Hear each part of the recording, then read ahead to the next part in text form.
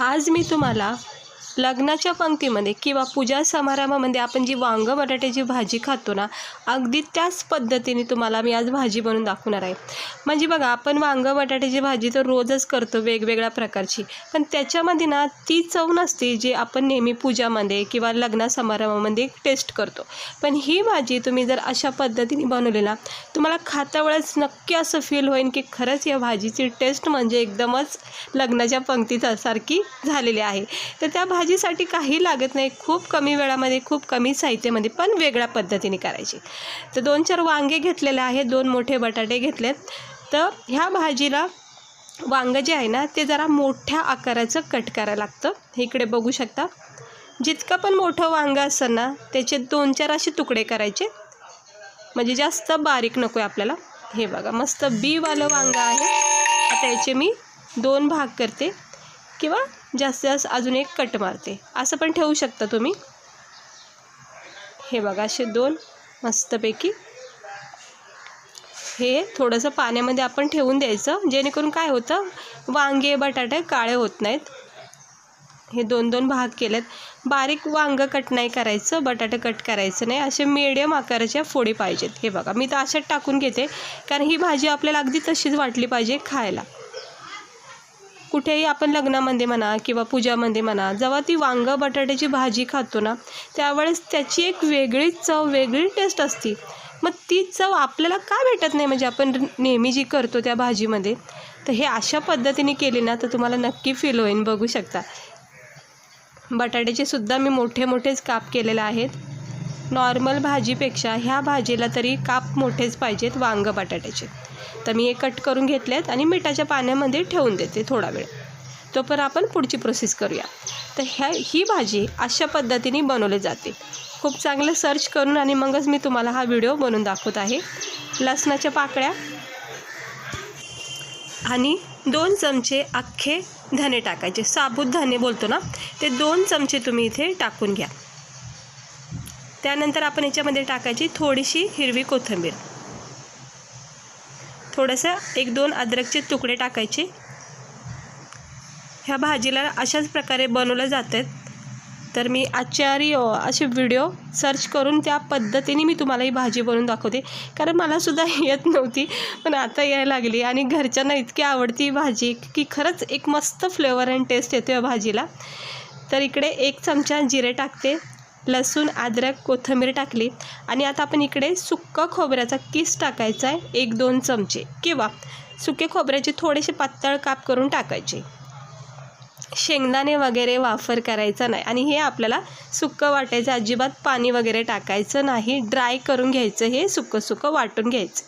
हे बघा, अगदी असं बनवायचं जसं ठेचा वगैरे बनतो बघा, तसंच हे वाटण करून घ्यायचं. पाण्याचा थेंबसुद्धा टाकायचा नाही आणि हे वाटणमुळं खास अशी पद्धतीने ही भाजी बनली जाते.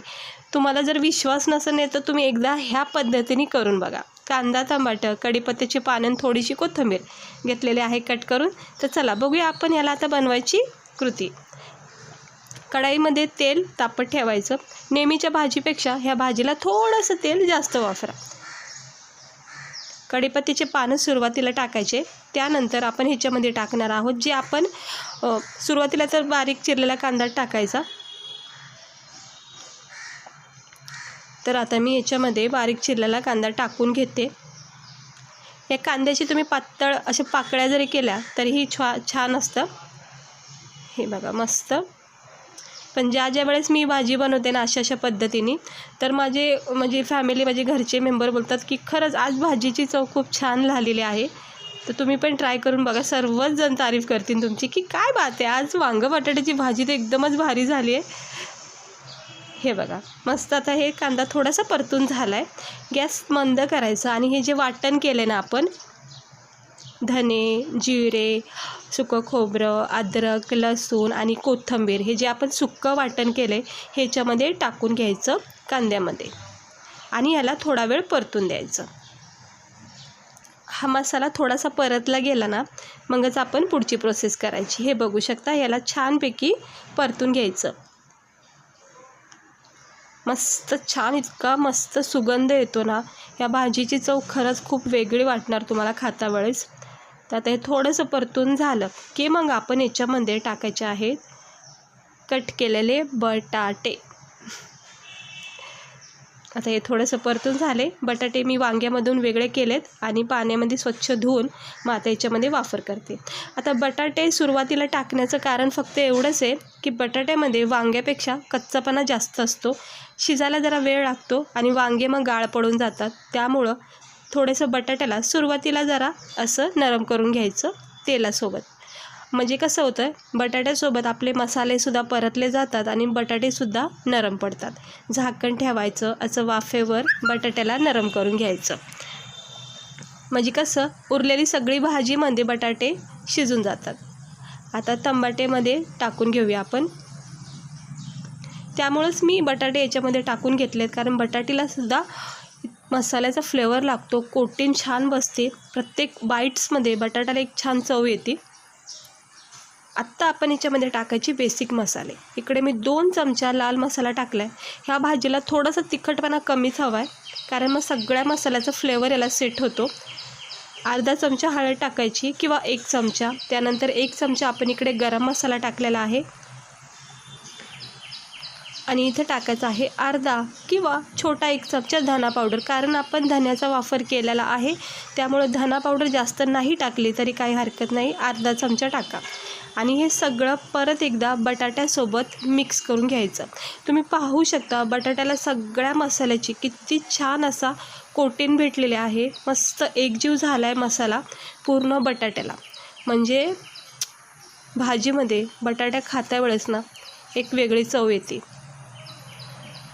आता ह्याला असं मिक्स करून घ्यायचं आहे. सुंदर असा आपला हा मसाला तयार झाला आहे. बटाटे पण मग त्यामुळं थोडेसे परतले जातात, कच्चापणा त्याचा कमी होतो. आता याच्यावर झाकण ठेवायचं. बटाट्यालासुद्धा 2 मिनटं वाफ द्यायची.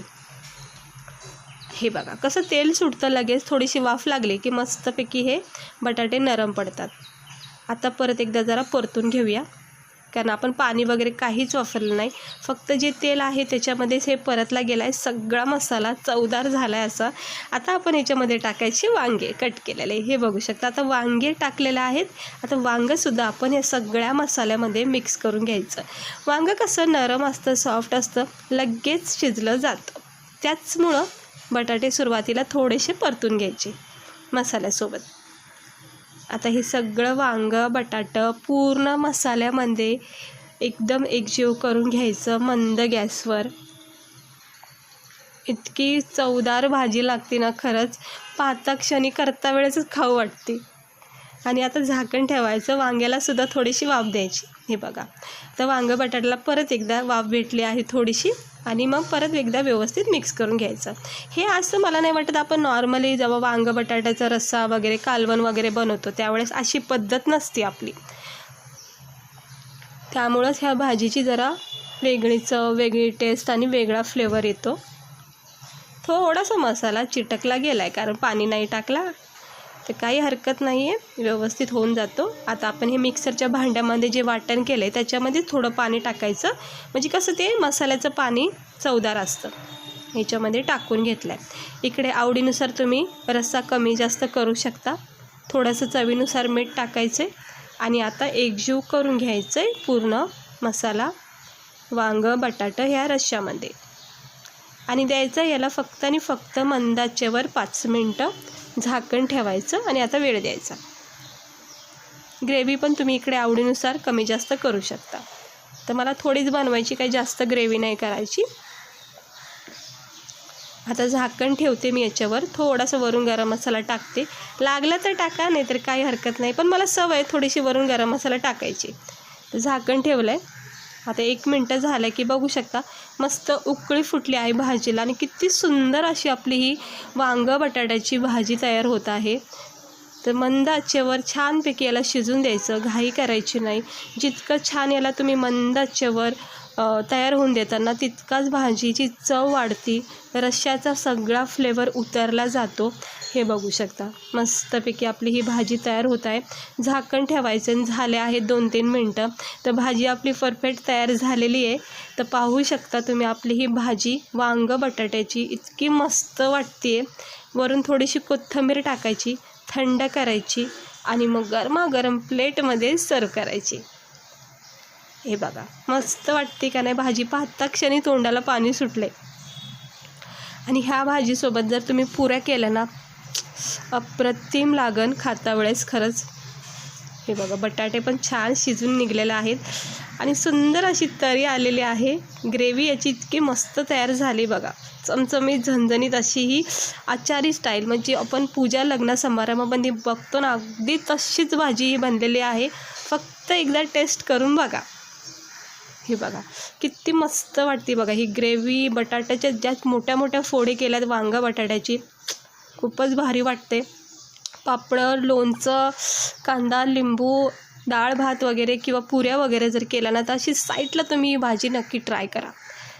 गरमागरम ही वांग बटाट्याची भाजी आचारी पद्धतीने किंवा आपण जे लग्न समारंभामध्ये खातो अशा प्रकारची ही भाजी मी केलेली आहे. तर आता मला लागली आहे भूक आणि मस्तपैकी आता मी ह्याचा आस्वाद घेणार आहे. तुम्ही पण नक्की ट्राय करा, तुम्हाला खरंच खूप आवडेल. आणि नेहमी तुम्ही अशा पद्धतीने बनवता. घरी कोणी पाहुणे आले, गेस्ट आले ना, तर अशा वेळेस अशी थोडीशी वेगळ्या पद्धतीची भाजी जर करून दिली तर तारीफ तर होणारच. तर चला भेटते मी तुम्हाला पुढच्या व्हिडिओमध्ये.